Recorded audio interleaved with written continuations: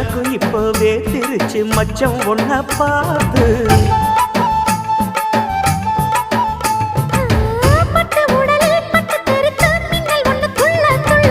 வெக்கம் துடிக்க விளக்கணைக்க ஜன்னல் கண்ணை மூடிக்கொள்ள 10 நாள் கழிச்சு தாண்டி கதவை திறக்கணும்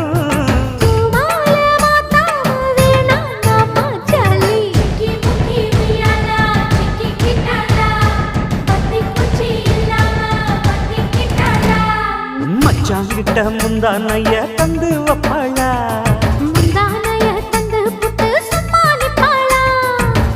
பல நாள்